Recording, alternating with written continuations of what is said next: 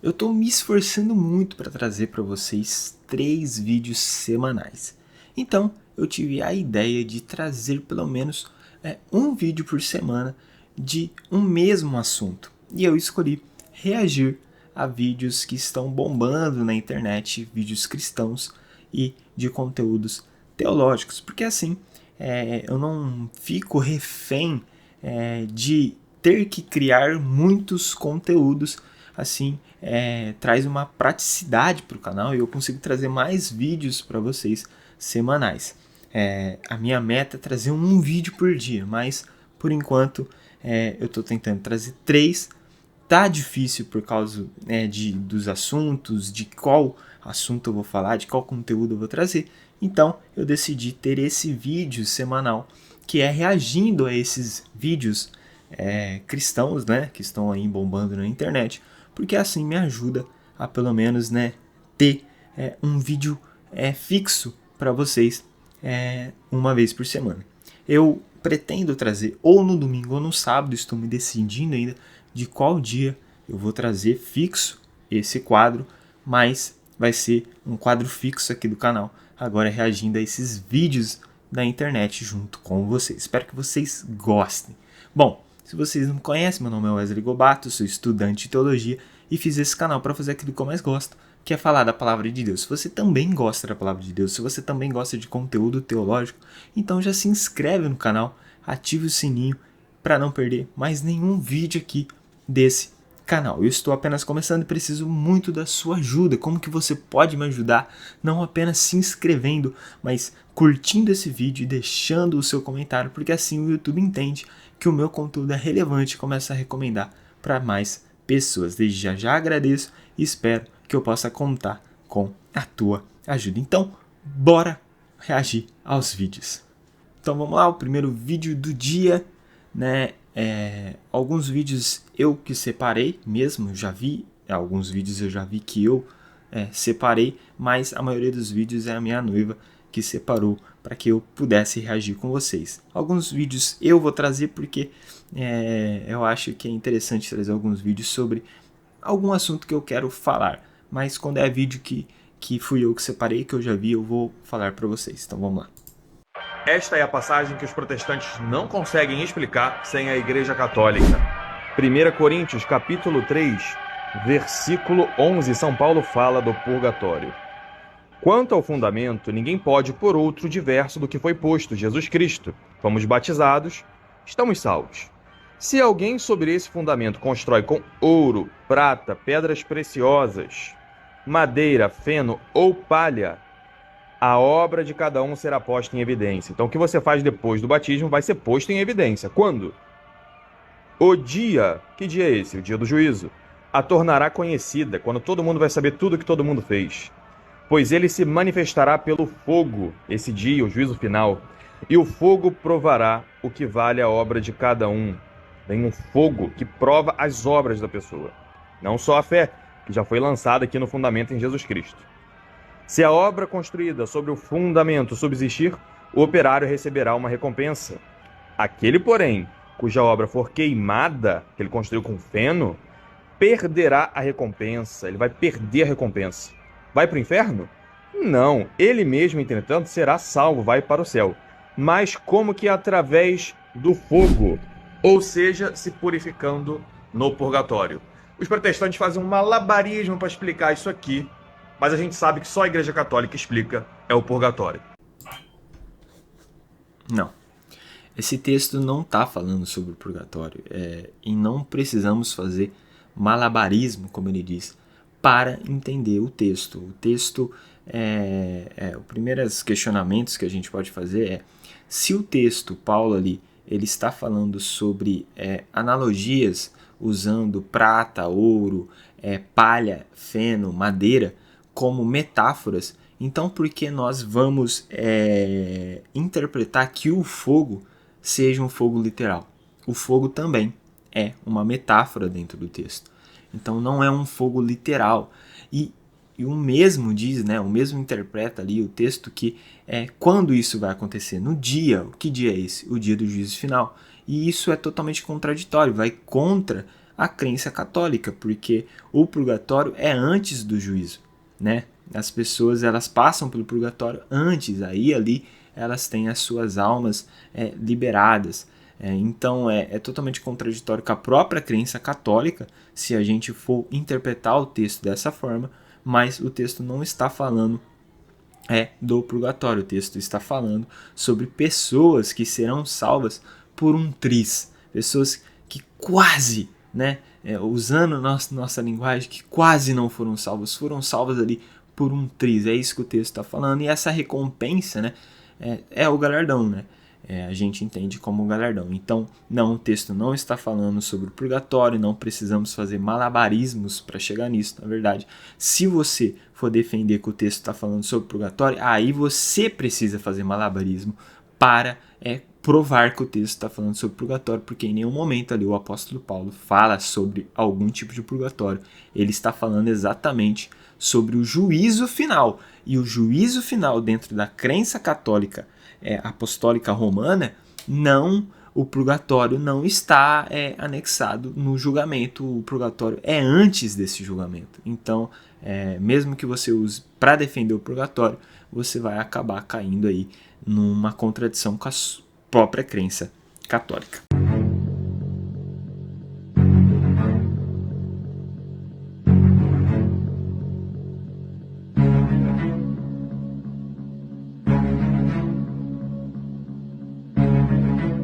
Bom, o que eu posso falar sobre isso? Eu acho assim,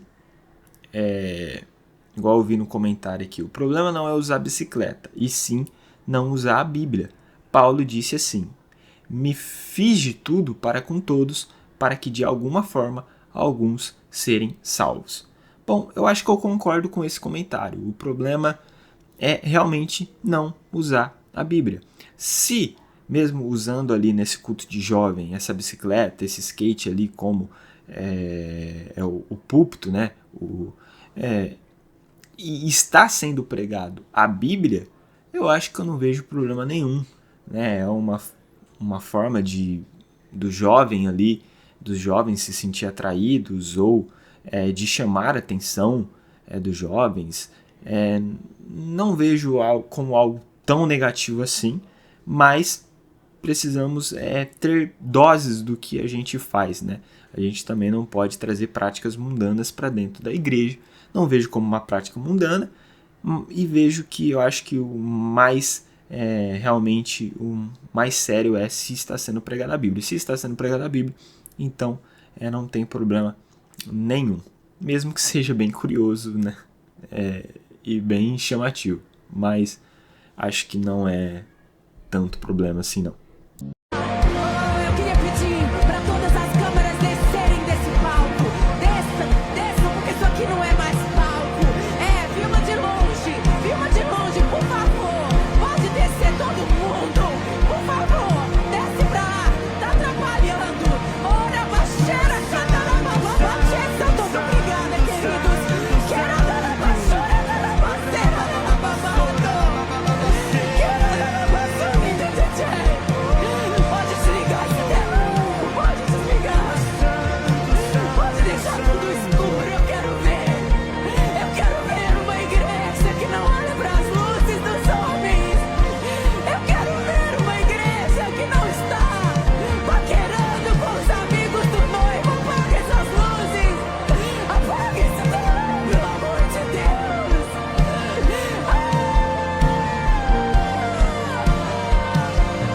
Feche seus olhos, não se importe com quem tá aqui na frente ou do lado. Santo, santo, santo. Santo, santo, santo. Você não vem pra um show. Igreja é lugar de adoração. Se as luzes atrapalham, a gente apaga. Não tem nada errado com elas. Mas se tá atrapalhando, vamos tirar. Santo, santo, santo. Eu acho que eu concordo ali com o que a Ana Paula fala, que realmente existe um certo limite onde a tecnologia deve ser usada nos nossos cultos. e eu vejo que em algumas igrejas já está passando do limite.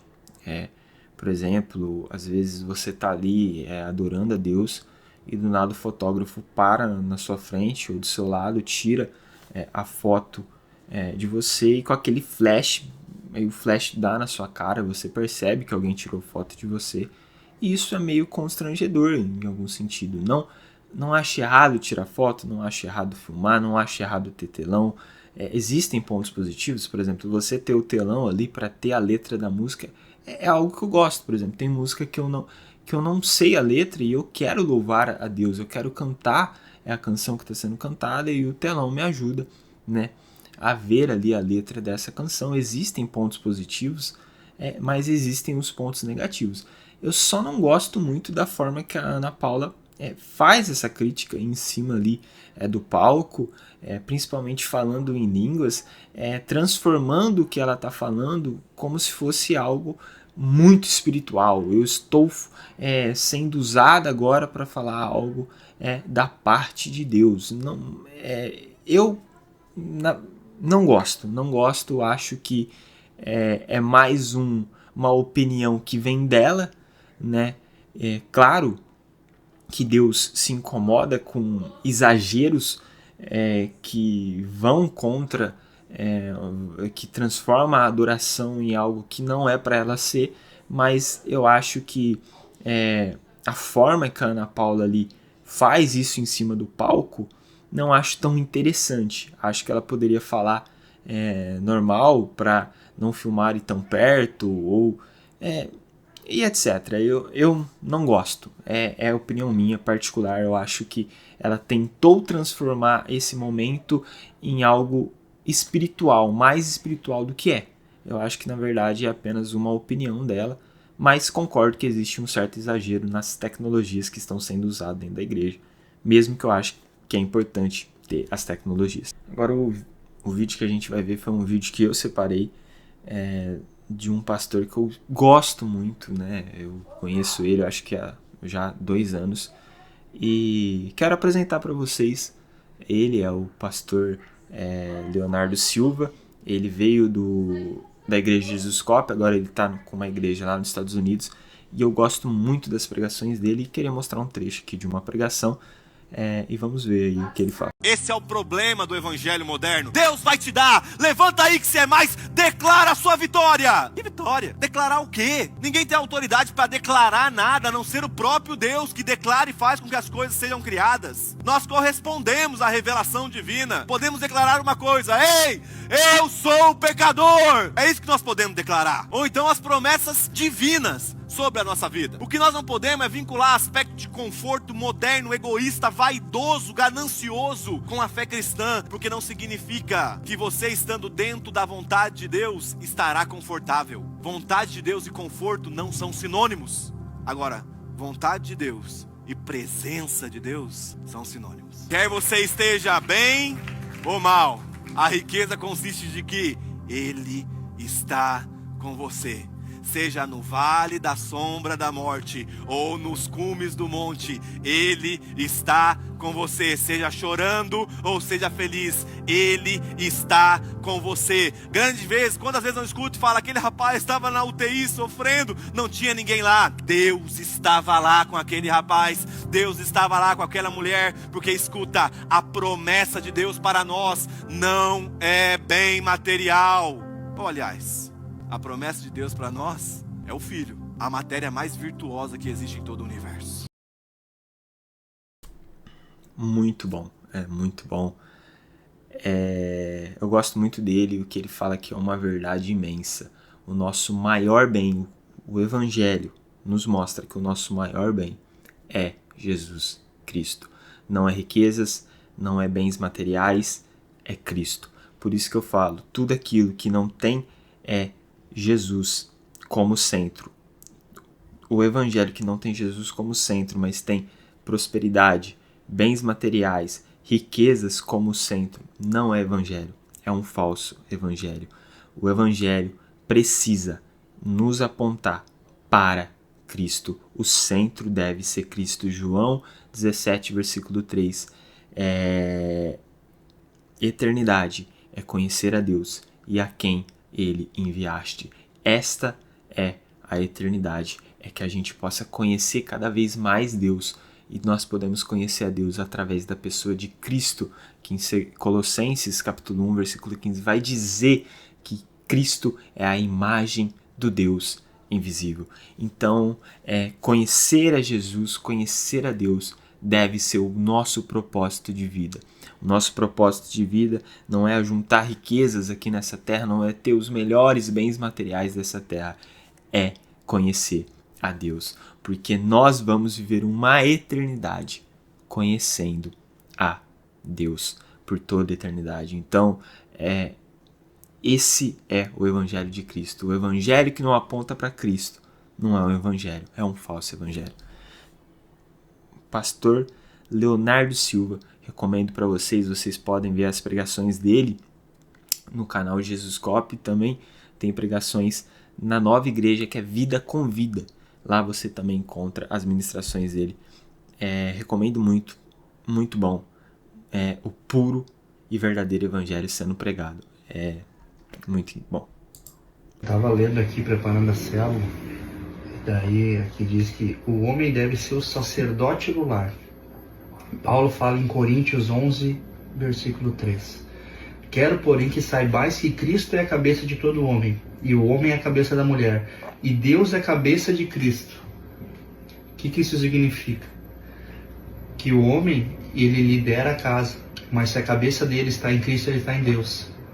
E aí é muito mais fácil, prazeroso e leve para ele obter essa liderança e a esposa se submeter à mesma missão. Vê que legal isso aqui? Isso não significa dominação, mas responsabilidade espiritual. Orar pela esposa, ensinar e viver a palavra, tomar decisões alinhadas com Deus. Essa é a responsabilidade. Olha só, isso não é para qualquer um. Muito bom, ele já disse tudo. O texto que ele falou ali é 1 Coríntios, capítulo 11, versículo 3. Jesus Cristo é o cabeça do homem, o homem é o cabeça da esposa e Deus é a cabeça de Jesus. E veja só como o texto deixa claro que não é sobre qual tem o papel mais importante, não é sobre superioridade.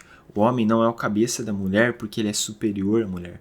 Porque quando o versículo fala que Deus é o cabeça de Cristo, nós sabemos que Jesus também é Deus. E o texto então está querendo dizer que o Pai é superior a Jesus? Não. As três pessoas da Trindade são Deus, são o mesmo Deus. São pessoas distintas, mas que são o mesmo Deus. E o Pai, o Filho e o Espírito Santo, não existe quem é mais superior do que o outro. Porque os três são o mesmo Deus, os três são Deus. E então isso nos mostra também que o homem ser o cabeça da sua esposa não significa que o homem é superior, porque vai falar, a palavra de Deus vai falar que o homem e a mulher, quando se casam, eles se tornam um só. Então são duas pessoas distintas, mas que são um só agora dentro do casamento. Então por isso que o homem tem esse papel de ser o cabeça da esposa. E veja, não é um papel que forma o homem superior à mulher. Não podemos entender assim. Tanto o papel do homem quanto o papel da mulher, que a Bíblia também vai nos mostrar qual que é o papel da mulher, ambos têm a sua importância. Não é porque o homem tem um papel e a mulher tem outra que o homem é superior ou que a mulher é superior. Não. Ambos têm a mesma importância dentro de um casamento. Só ambos têm papéis diferentes.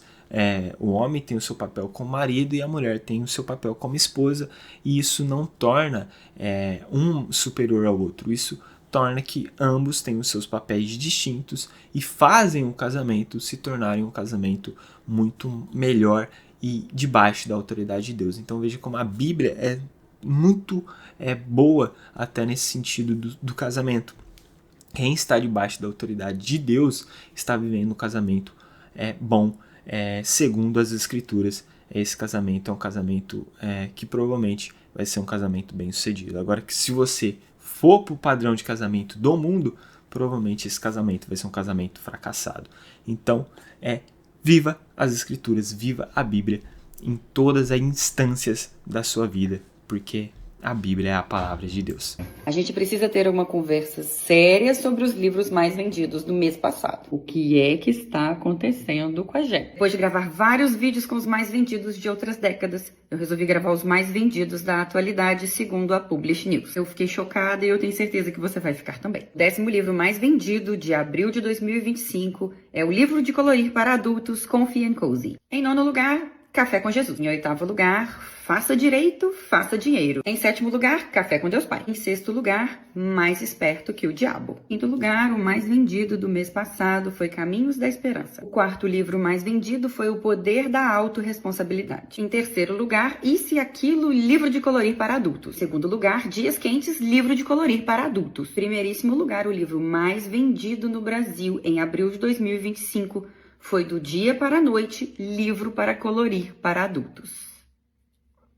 Eu não estou aqui para questionar os livros de colorir, muito menos os livros de autoajuda. A minha questão é por que os livros de literatura não estão presentes na lista. As pessoas estão buscando respostas rápidas de como enriquecerem um dia, blindar seu casamento, passar a perna no diabo, e a literatura está ficando de lado. É por isso que o nosso trabalho de divulgação de bons livros é tão difícil e ao mesmo tempo tão necessário. Comenta aqui pra mim o que você achou da lista dos mais vendidos da atualidade e aproveita para indicar um livro que você acha que deveria estar nessa lista e não está. Aproveita para seguir o Devaneios e ajudar a divulgar a literatura de qualidade por aí. É uma lista preocupante, é realmente preocupante. Eu não acho errado você comprar livros de colorir, né, mesmo você sendo adulto, mas é ver que aí o tipo de conteúdo que as pessoas estão mais buscando, você vê que na lista não tem a Bíblia, por exemplo. Então, você vê livros ali devocionais, que são livros simples teologicamente, não são livros que se aprofundam muito teologicamente falando, são realmente livros rasos, muitas vezes livros que botam muito mais o ser humano no centro do que Deus, outros livros aí sobre riqueza, né?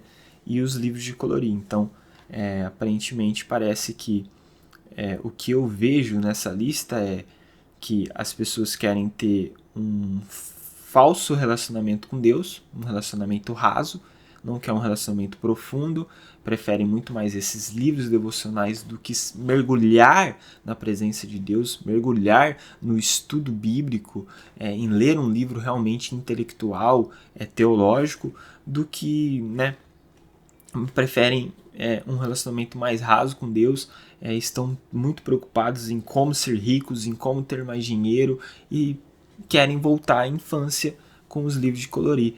Mesmo que, claro, os livros de colorir faz bem para as pessoas, isso acho que psicologicamente falando, até comprovado, né? A pintura, a arte nos faz bem, mas é preocupante quando esses livros que foram citados, eles estão tomando um domínio como os mais vendidos aqui no Brasil.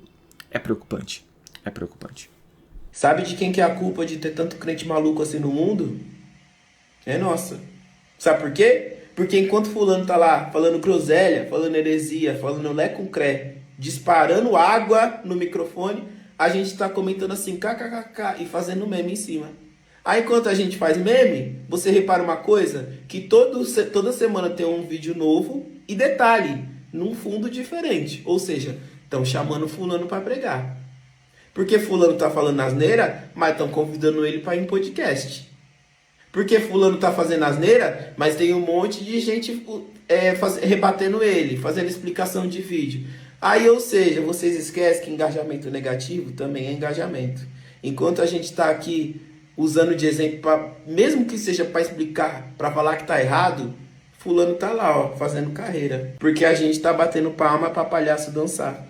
Na Bíblia já fala que nas obras das trevas não tem nem que sequer falar, sequer mencionar. Eu tô nessa fase. Se depender de mim, passa fome. Porque eu não me dou o trabalho de falar que tá errado. Porque falando que tá errado, a gente tá dando fama pra maluco. Você entende? Então pronto, aí depois vai reclamar. Pois é. Pois é. Bom, eu fiz uma pesquisa rápida sobre o texto que ele cita, né?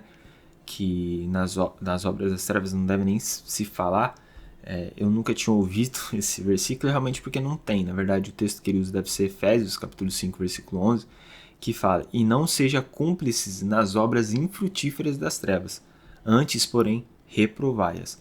Então, o texto já mostra que ele está certo em certo ponto. Realmente a gente não deve ser cúmplices dessas obras das trevas, não precisamos ficar dando palco, né, para esses falsos profetas, mas sim, o nosso papel é reprovar essas atitudes. Então eu acho que os teólogos que estão gravando vídeos falando sobre esses falsos profetas, eles estão fazendo algo importante. Eu acho que o que não pode acontecer é podcasts que se dizem cristãos, que se dizem bíblicos, trazer essas figuras para o seu podcast e tratar essas pessoas como se elas realmente fossem homens e mulheres de Deus. Aí eu acho errado. E realmente, esses falsos profetas, eles têm palcos por culpa nossa. Igual no caso do profeta Merim, o Miguel Oliveira, ele é culpado? Em certo ponto sim, mas mais culpado são as igrejas e os pastores que chamam ele para pegar, e a internet que começou a dar palco, os cristãos que começou a fazer meme com algo sério. Então, infelizmente...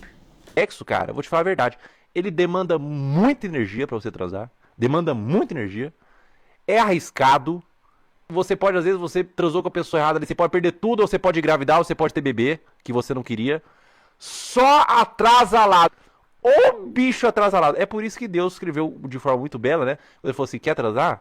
Transa com alguém que você tá casado, que você confia, né, daí você vai ter um bebê e vai amar. Mas fora isso, cara, a Bíblia, ela costuma estar certa, quer dizer... costuma estar certa, cara. Se tá escrito na Bíblia, você pode ter certeza que tem uso prático, tá? O bicho atrasalado que faz o homem cair na vida, que faz o homem se ferrar, que faz a mulher se ferrar, ter filho que não queria, engravidar e ter doença, que é o sexo, hein, bicho? O Felca cristão atacando aí, né? O Felca, ele tem vários, já vi outros vídeos, outros cortes dele, falando sobre a Bíblia, falando sobre o cristianismo, e ele é muito certeiro no que ele fala, claro. Discordas de algumas atitudes dele, né? Mas acho que ele evangeliza bem. Ele evangeliza bem quando ele fala de Deus, quando ele fala do Evangelho, quando ele fala da Bíblia. Mais uma vez ali, ele mostrando como os prazeres desse mundo são prazeres falsos e enganosos. É muito diferente do que o pastorzão, por exemplo, falou no podcast onde ele debateu com o Vitor Fontana, que tudo é errado, transar é errado, beber é errado, e o Felca que ele traz outra visão, traz a visão que o Vitor Fontana trouxe naquele podcast, de como é enganador esses prazeres falsos que o mundo tem para nos oferecer, porque parece ser bom, mas na verdade nos traz destruição, e o Felca falou muito bem isso. Você fazer sexo antes do casamento tem consequências, e as pessoas, elas querem um prazer, mas elas não querem lidar com as consequências. Então, por isso que é um pecado, por isso que a melhor forma de você ter uma relação sexual é estando dentro de um casamento com a sua esposa, com o seu esposo, com uma pessoa que você confia de verdade, que você ama de verdade, né? O sexo não deve ser feito por prazer apenas, né? Quando você faz o sexo apenas por prazer, você está sendo egoísta, porque você está buscando o seu próprio prazer. Mas quando você está dentro de um relacionamento, ele se transforma em amor, e não numa busca excessiva para alimentar o desejo da carne. Então, o que o Felca falou aqui, tem que bater palma, porque ele está... E é muito importante, principalmente que o grande público dele são jovens, adolescentes. É muito importante essa fala dele, e nós como cristãos precisamos parabenizar pessoas quando elas falam do Evangelho e da Palavra de Deus da forma correta. Esse é o vídeo de hoje, acho que vai ficar um pouco grande já, deu para reagir a alguns vídeos, tem outros vídeos que ficaram, então já vou gravar para trazer já na próxima semana mais um vídeo sobre isso. Deixe seu feedback, o que eu posso mudar, o que você acha, se você também tiver interesse de recomendar vídeos, não sei. Deixe aí o seu comentário, o seu feedback, se você gostou, você quer realmente vídeos semanais de eu reagindo a esses vídeos que estão bombando na internet, então deixe seu comentário aí. Espero que edificou de alguma forma você, porque esse é o propósito desse canal, trazer edificação para o corpo de Cristo e evangelizar as pessoas que não são cristãs. Então, muito obrigado você que chegou até aqui e até a próxima.